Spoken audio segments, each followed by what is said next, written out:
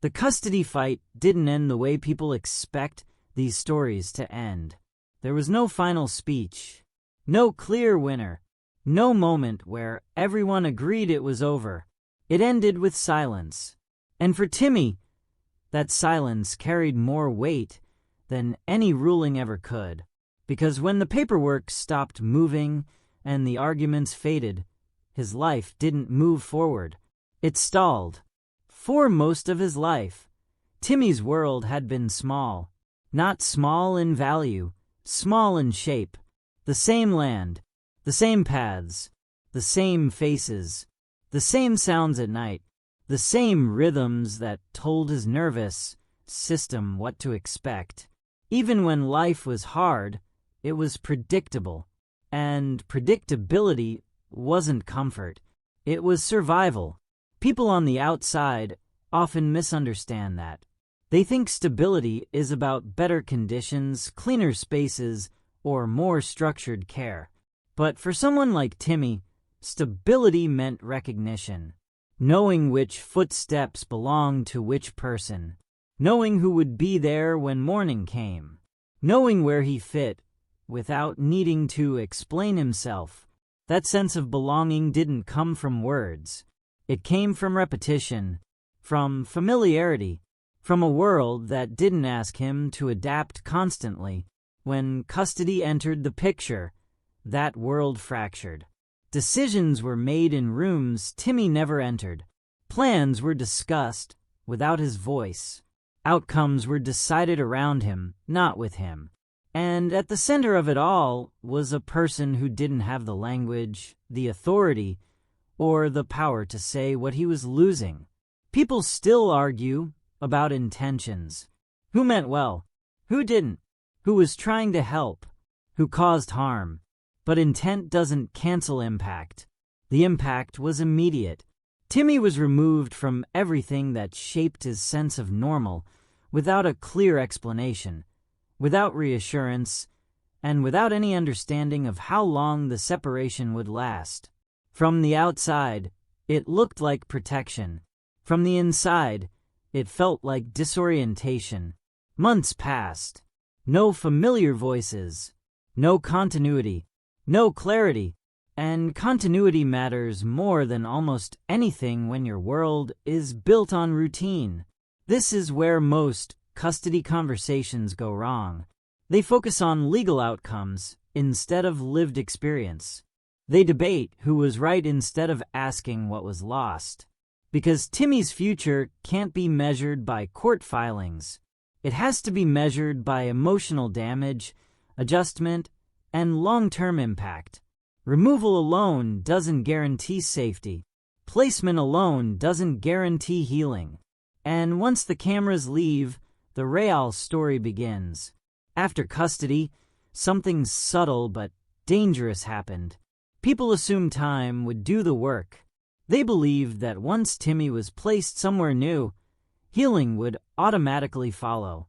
That structure would replace familiarity. That safety would replace loss. But time doesn't heal confusion by itself.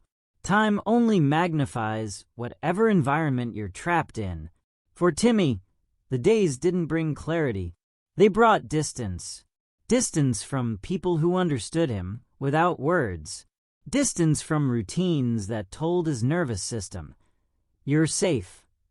Distance from an environment where he didn't need permission to belong. Instead, his world became scheduled. Wake-up times set by others. Meals decided by systems.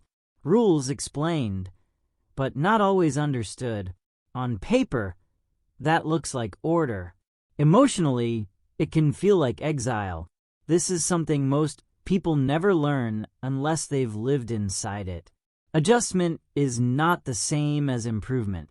Compliance is often mistaken for progress.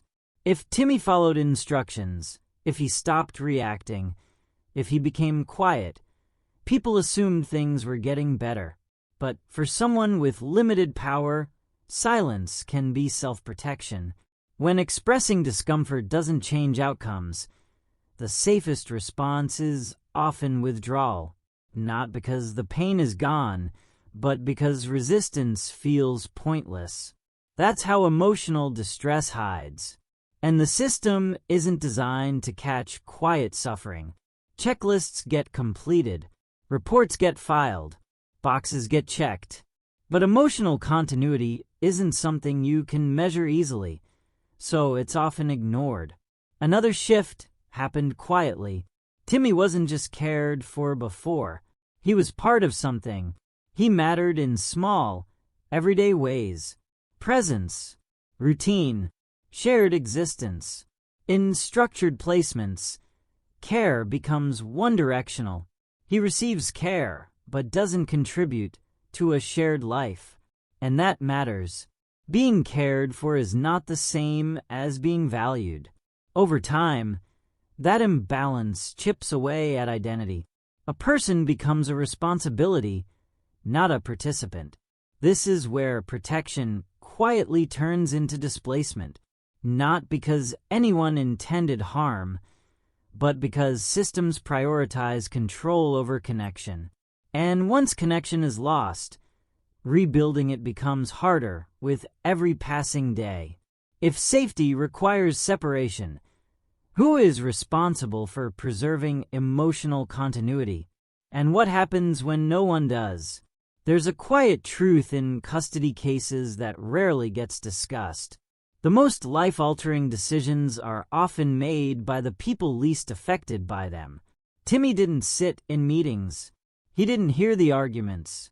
He didn't get to say what felt safe or what felt terrifying. Adults spoke about him, not with him.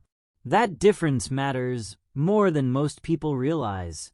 When someone cannot easily explain their needs in the language systems understand, their voice doesn't disappear. It gets translated, filtered, interpreted, and sometimes replaced. Professionals rely on observations. Caretakers rely on behavior. Institutions rely on risk assessments. But none of those fully capture internal experience. If Timmy looked calm, that was recorded as stability. If he followed instructions, that was marked as cooperation. If he didn't protest, that was treated as consent. But silence is not agreement. Silence is often the only option left when choice has already been removed. This is where agency begins to erode. Agency isn't just about making decisions. It's about having your preferences acknowledged as meaningful. In Timmy's case, preferences were secondary to compliance. Comfort was optional. Familiarity was negotiable. And when a person learns that their inner world doesn't influence outcomes, something dangerous happens. Learned passivity, not obedience. Survival. Timmy may have learned that resisting only creates confusion or correction. So instead, he adapts inwardly. He shrinks. He becomes easier to manage. From the outside, this looks like success. From the inside, it feels like disappearance. None of this requires cruelty. It happens in quiet rooms, with calm voices, with paperwork and procedures. But harm doesn't need anger to exist. It only needs power without listening. Timmy's custody case may be resolved on paper, but the cost of voiceless decision-making is still unfolding. Because when a person isn't allowed to speak, even symbolically, their future gets written for them. And that story doesn't end when court does. Do you think custody systems focus too much on compliance and not enough on emotional continuity? When people talk about trauma, they often imagine a single moment, a scream, a visible breakdown, a clear before and after. But for someone like Timmy, trauma doesn't arrive loudly. It settles quietly into the body. Even when memories are fragmented or unclear, the nervous system remembers patterns. The sudden break in routine, the unfamiliar voices, the absence of known faces. These experiences don't always form clear thoughts. They form sensations, a tightening in the chest when someone new enters a room. Freezing when authority figures speak. A constant low-level alertness, as if something could be taken away again at any moment. This is called implicit memory. It lives beneath language. Timmy may not remember exact conversations or dates, but his body remembers instability, and bodies shaped by instability prioritize safety over growth. This is where long-term effects quietly begin. People often assume that once someone is removed from a chaotic environment and placed into a structured one, healing will follow naturally. That routine will calm the nervous system. That order will replace confusion. But structure without emotional attunement doesn't feel like safety. It feels like control. Schedules can feel rigid rather than grounding. Rules can feel impersonal rather than protective.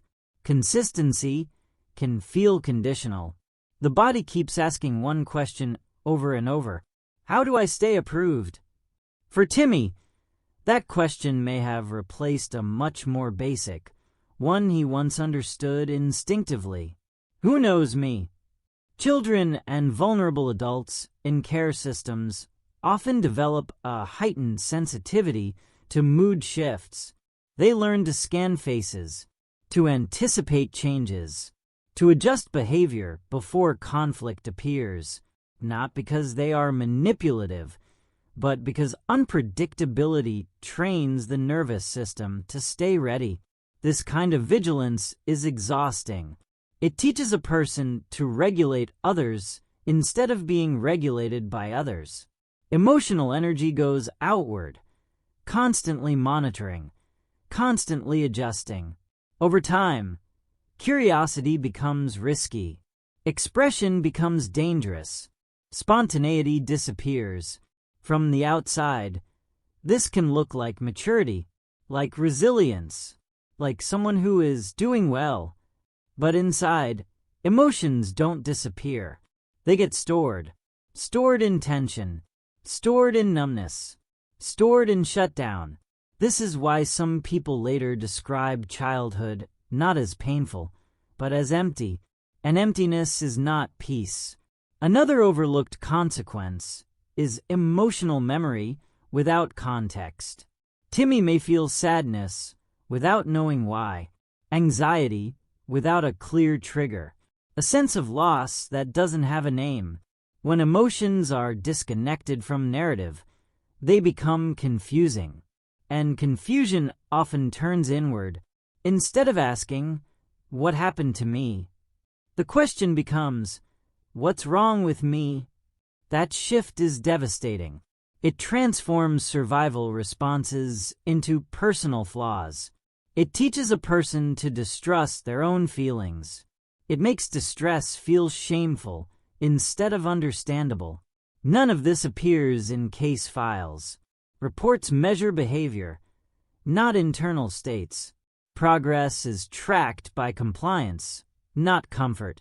Stability is defined by the absence of disruption, not the presence of connection. So Timmy may look calm. He may follow rules. He may not cause problems. But inside, his body may still be waiting for the next removal.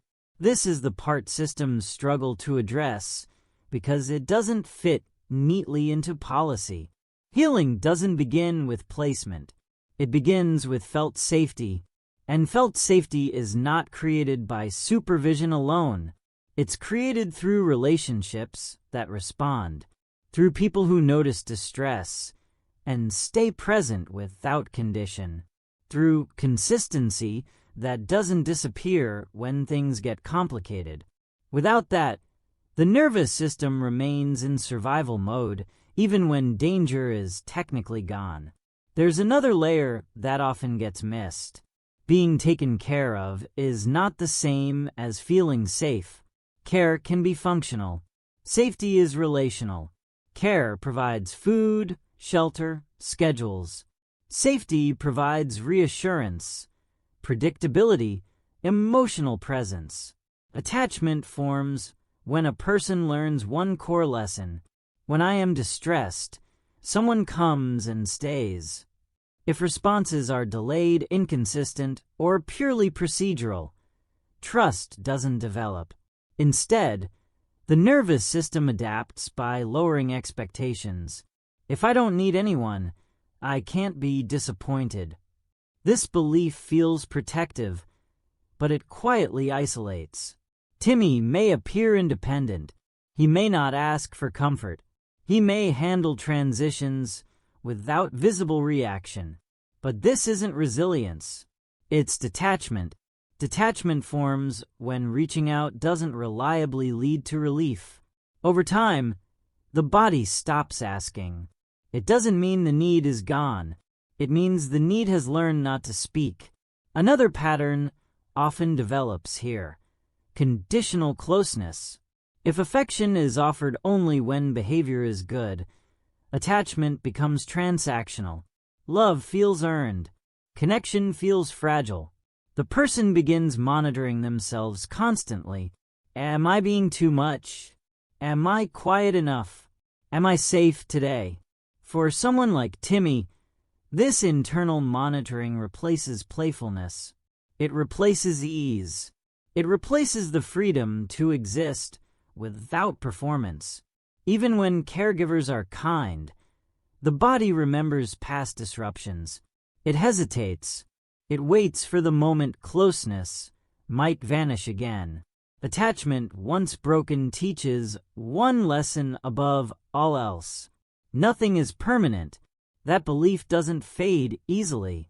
It shows up later as emotional distance, as difficulty relying on others, as fear of closeness that could be taken away. People often misinterpret this as personality. He's reserved. He doesn't open up. He's fine on his own. What they're actually seeing is an attachment system that learns survival, not safety. And here's the quiet danger. Detachment often gets rewarded. Quiet people are easier. Low-demand behavior is praised. Compliance is mistaken for adjustment. So the very coping strategies that signal distress are reinforced. The person becomes easier to manage while becoming harder to reach. Inside, emotions wait, and when attachment needs go unmet long enough, they resurface later in ways that are harder to understand and harder to heal. Trust isn't rebuilt through time alone. It's rebuilt through repair, through someone noticing distress and responding without condition, through presence that doesn't disappear when things get uncomfortable. Without that, care remains functional, but safety remains out of reach. If a person learns that closeness is temporary, how can they ever fully believe someone will stay? And if safety was never felt, how can healing truly begin? Do you think systems confuse quiet compliance with real healing? When attachment is unstable for long enough, something subtle but powerful happens. A person doesn't just adapt to survive. They begin to define themselves through that survival. Identity doesn't form from what we're told about ourselves. It forms from what works. For Timmy, what worked wasn't expressing need. It wasn't protest. It wasn't emotional closeness. What worked was minimizing himself, staying out of the way, not drawing attention, not creating problems. At first, this is a coping strategy, a way to get through the day without disruption. But coping strategies don't stay temporary when they're rewarded. They harden. They become habits. And habits eventually become identity. I'm the quiet one. I don't need much. I'm fine. These statements sound harmless, even admirable, but beneath them sits something heavier. If I ask for too much, I could lose everything. This belief doesn't announce itself loudly. It settles into the background of decision-making. It influences how someone moves through the world without ever being named. This is where shame enters, not the loud kind, not the kind that says, "I did something wrong," but the quiet kind that whispers, "I am too much." Quiet shame reshapes self-image. Needs begin to feel embarrassing. Dependence feels dangerous. Wanting closeness feels risky. So the self learns to shrink. Timmy may grow into someone who apologizes quickly, who downplays discomfort, who insists he's okay even when he's not. Outwardly, this can look like maturity. Inwardly, it's fear management. Another identity layer often forms alongside this one. Usefulness. When love feels uncertain, being useful feels safer. Helping, complying, being good. Because usefulness earns presence, even if connection is shallow. It's a trade that feels rational in an unpredictable world. I can stay if I'm helpful. I matter if I don't cause trouble. I'm allowed here if I perform correctly. This is how a person learns to trade authenticity for acceptance. And once that trade is learned, it's hard to undo. Another force quietly shaping identity here is narrative control. When someone's life becomes visible to outsiders, observed, discussed, analyzed, identity can fracture. You begin to see yourself through other people's reactions. Am I the sad one? The strong one? The problem? The story? For Timmy, identity may become something performed rather than felt. A version of himself that fits expectations. A role that keeps others comfortable. A self that doesn't ask for more than the system can give. But identity built on survival always carries a cost. It disconnects a person from their inner signals, from desire, from joy. Because joy requires safety, and safety hasn't been reliable. So instead of asking, "Who am I?" the question becomes, "Who do I need to be to stay?" That question doesn't stay in childhood. It follows people into adulthood. It shapes relationships, boundaries, self-worth. It quietly decides what feels possible and what feels dangerous. Until one day, often much later, a quiet exhaustion appears. The realization that surviving isn't the same as living. This is where healing becomes possible, but only if the environment changes. Healing doesn't begin by stripping away survival strategies. Those strategies once saved a life. Healing begins when survival is no longer required, when someone offers connection without conditions, when needs are met without cost, when presence doesn't disappear. Only then does the self get permission to expand again. Another piece often misunderstood is how powerlessness shapes decision-making. When choices are consistently made for someone, not with them, the sense of agency weakens. Agency isn't just about big decisions. It's about small preferences being respected. What do you like? What feels comfortable? What do you want today? When those questions aren't asked, or when the answers don't matter, something internal shifts. The person stops checking in with themselves. They learn that their inner world doesn't influence outcomes. This creates learned passivity, not laziness, not lack of intelligence, but a belief that effort won't change anything. That voicing preferences doesn't lead to different results. Over time, motivation fades, not because the person doesn't care, but because caring feels unsafe. Why want what you might not get? Why hope when hope has a history of being disrupted? This internal shutdown is often misread.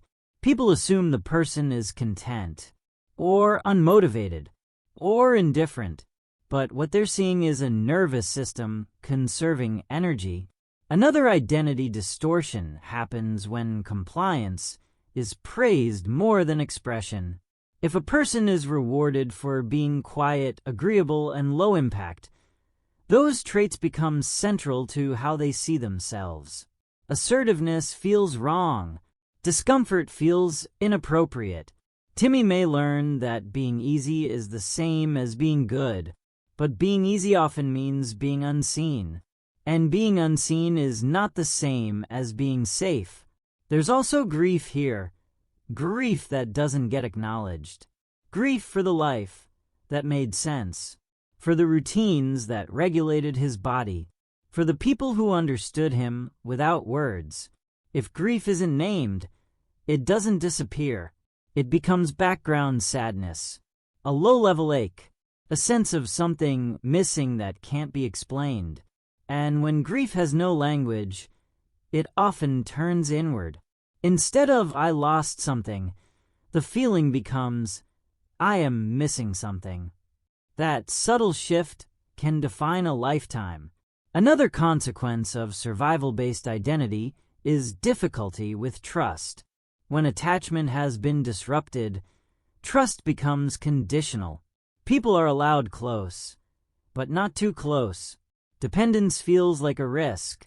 Vulnerability feels like exposure. So relationships stay shallow or controlled. Intimacy feels dangerous. Independence feels safer, even when it's lonely. From the outside, this can look like strength. From the inside, it's isolation. And isolation is not resilience. It's a wound that learned how to stay quiet. The hardest part is that none of this requires anyone to be cruel. It happens in well-meaning systems, with polite conversations, with professionals who follow protocol, with decisions made in the name of safety. But safety that ignores connection creates a different kind of harm, because humans don't heal in systems. They heal in relationships. If identity was shaped by shrinking, what does expansion even feel like? If survival meant becoming smaller, what would it take to believe it's safe to take up space?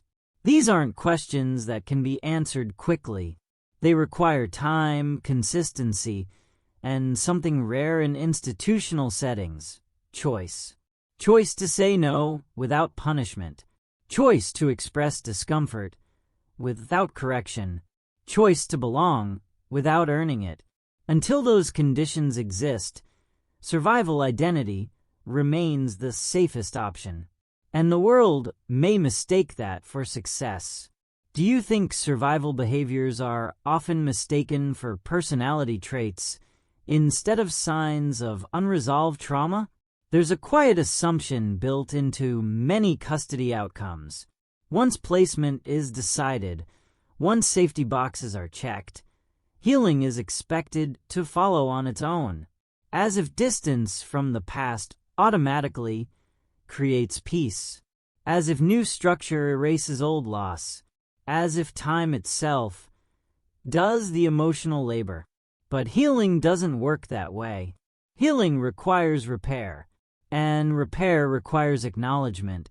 For Timmy, what was never fully acknowledged was the loss itself, not just the loss of a place, but the loss of continuity, the loss of people who knew him without instruction, the loss of a life that, while imperfect, made sense to his nervous system. Without naming that loss, the system moved forward as if stability had been achieved. And from the outside, it may have looked that way. He was housed. He was supervised. He was safe by institutional definition. But safety without repair is fragile, because unresolved loss doesn't disappear. It waits. One of the most damaging myths in care systems is that children or vulnerable adults will adjust. Adjustment is treated as a goal, as evidence that intervention worked. But adjustment often means something very specific.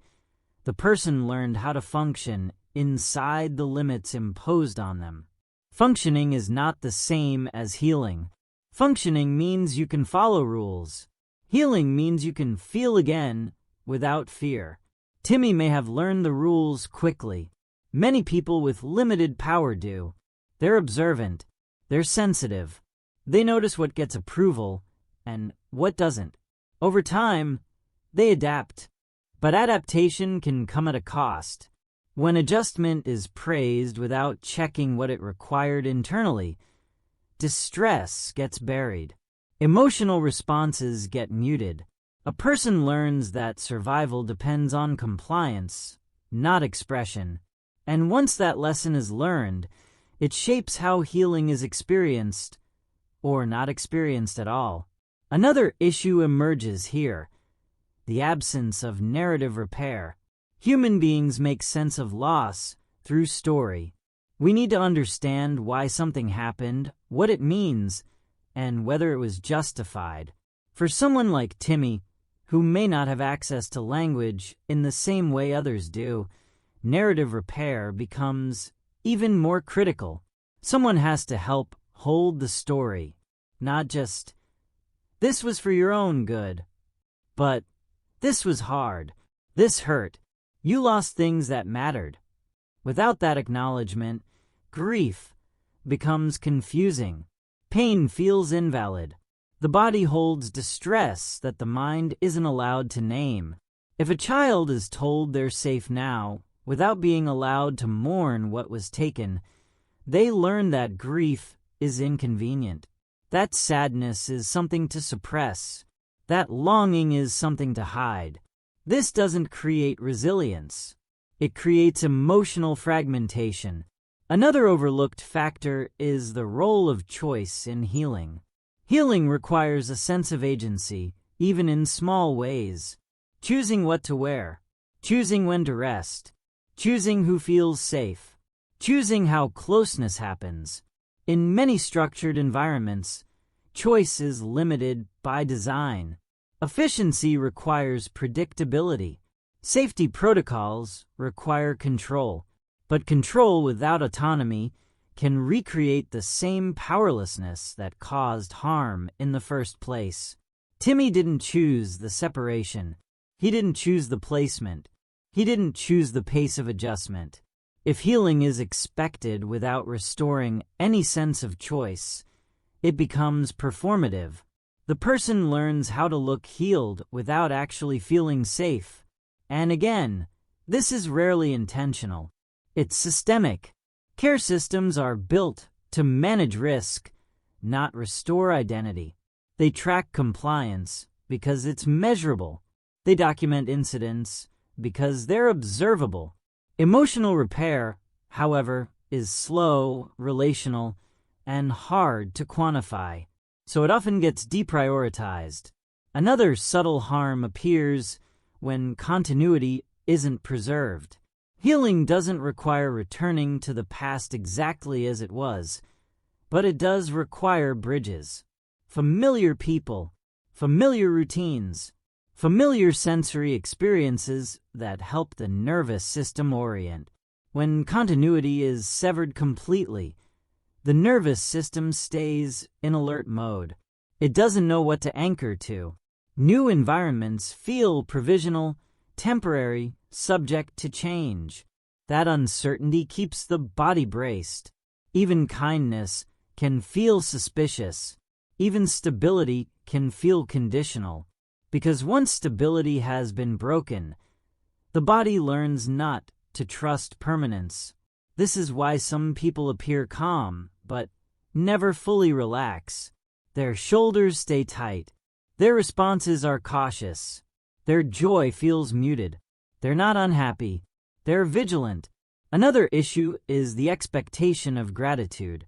When someone is removed for their own good, there's often an unspoken expectation that they should be thankful, that they should recognize the effort made on their behalf. That discomfort is an acceptable price for protection, but gratitude and grief can coexist, and forcing gratitude too early can silence grief entirely. If Timmy sensed that expressing sadness about the separation would be met with correction or dismissal, he may have learned to suppress it, to replace it with compliance, to show appreciation instead of pain. This creates internal conflict. Because grief doesn't disappear just because it's inconvenient. It gets pushed inward. It shows up later as anxiety, depression, withdrawal, or somatic symptoms that don't have an obvious cause. And when those symptoms appear, they're often treated as behavioral problems rather than unresolved loss. Another layer that complicates healing is inconsistency in relationships. Healing requires reliable presence, not just caregivers who rotate through shifts, but someone whose emotional availability is steady, someone who notices changes, someone who stays curious rather than corrective. Without that, attachment remains shallow. Trust remains provisional.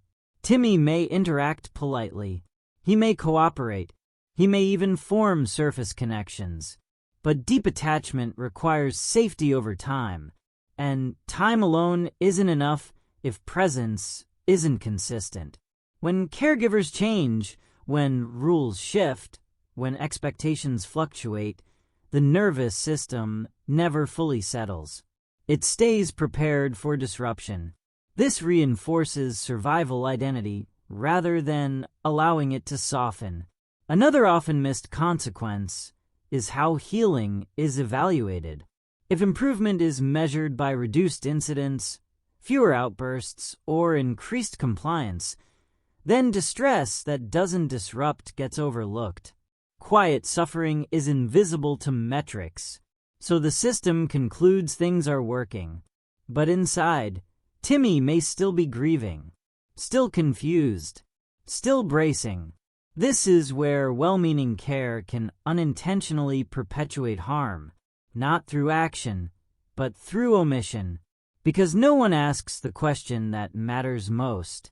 Does this feel safe to you? Not, are you safe? But do you feel safe? Those are not the same question. Feeling safe requires emotional attunement.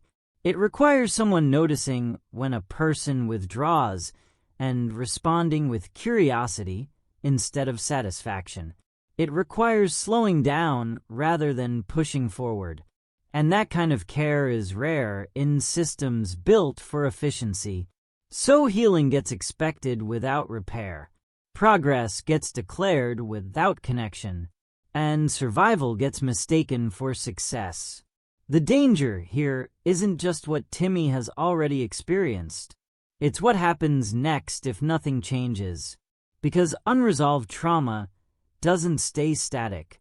It shapes future relationships. It influences self-worth. It affects how someone responds to stress, authority, and intimacy.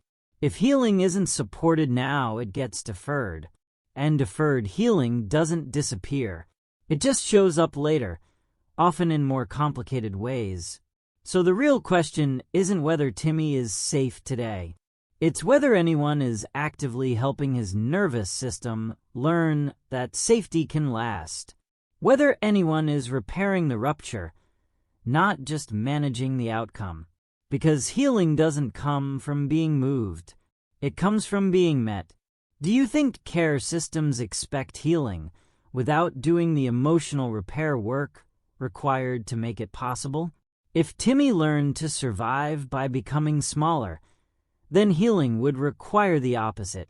Not suddenly, not dramatically, but safely. Taking up space doesn't begin with confidence. It begins with permission. Permission to exist without earning it. Permission to have needs without consequences. Permission to be uncomfortable without being corrected. For someone whose world changed without their consent, safety has to be rebuilt at the level where it was broken. Choice. Not big choices at first. Small ones. What feels better today? Who feels safe right now? What pace works? These questions matter because they return something that was quietly taken: agency. Healing also requires continuity, not a return to the past, but bridges to it. Familiar voices, familiar rhythms, familiar presence that tells the nervous system, you're still you, You still belong. Without continuity, expansion feels dangerous. The body remembers that stability can vanish, so it stays guarded. Another requirement is emotional attunement. Someone has to notice the quiet signals, the withdrawal, the stillness, the compliance that looks like success but feels like hiding. Healing depends on someone responding to those signals with curiosity instead of relief. Not good, he's calm. But what does calm cost him? Most importantly, taking up space requires relationship without conditions.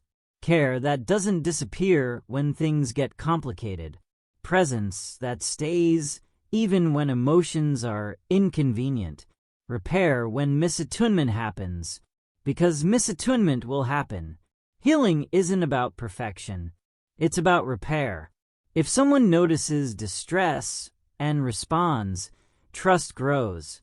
If distress is ignored or minimized, survival stays in charge. Timmy doesn't need to be braver.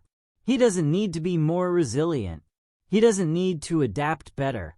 He needs safety that lasts long enough for his body to believe it. Only then can survival identity soften. Only then can curiosity return. Only then can joy feel safe again. Taking up space doesn't mean becoming loud. It means becoming real. And realness can only exist where safety is felt, not just promised. What do you think matters more for healing, structure, or emotional safety? Thank you for watching this video. Click here to watch another video that might interest you.